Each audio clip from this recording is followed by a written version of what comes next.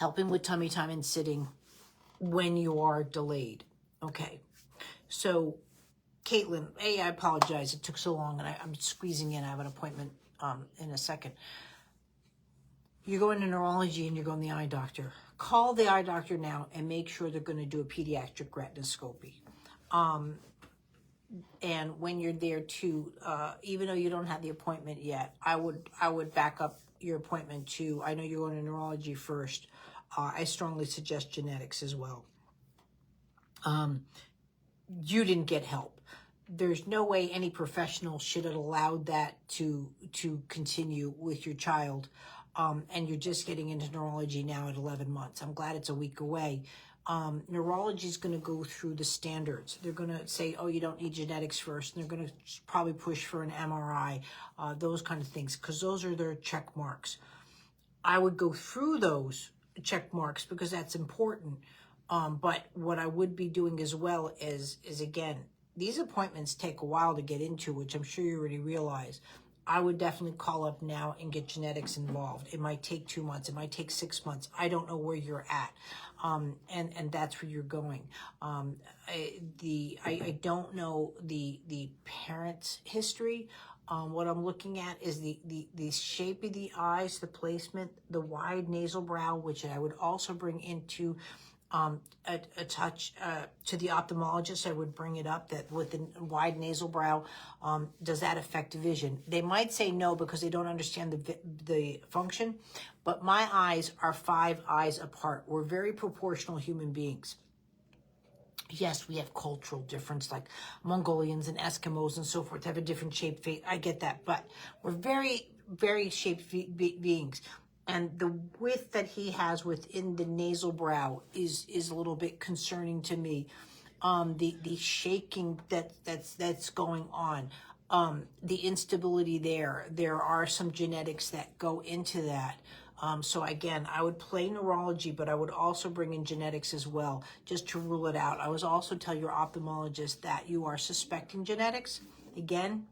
And ask them too, like these people now are professionals, you know, are you familiar with something like this? Have you seen, do you have that familiarity? You know, do you have another client that's like this? I mean, I just had it the other day. I'm like, oh, I have another client that has the same condition, you know, those kind of things. Because unfortunately, that's what this is going to go into. You got to find that one person that walks into the room and goes, oh, I know what you have, kind of thing. And you're going that now. You've got the medical aspect of it. Now we've got to deal with the movement and the development. What I want to know from you is, have you started, hi Caitlin, you can rewatch this. Have you started like the tummy time course? Have you gone that route? Because one of the things you're going to see from the newborn movement assessment, well, yes, you can still do it 11 months. That course is free.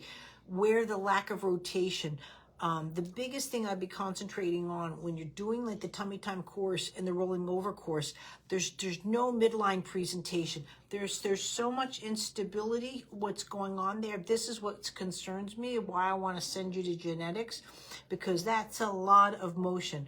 Caitlin, can you give me those two blue the one that has the tap water in it, of the vases? Yeah. So that's the thicker one. I need this. Is that the... Yeah. So when I'm moving, and I have functional movement, which includes rotation. So when I'm going around, I have an inner core stability, right? What's going on is again, do you see how little bit of shaking and how violent that is?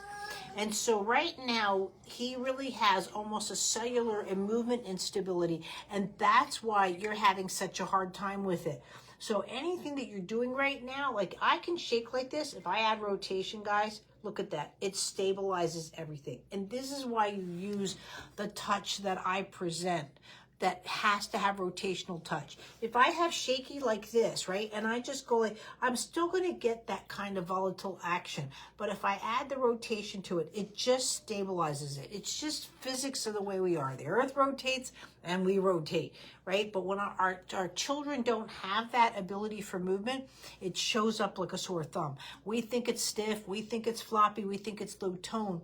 but the movement that is really jarring him is the midline interruption and the rotation. So you're just literally seeing that kind of movement.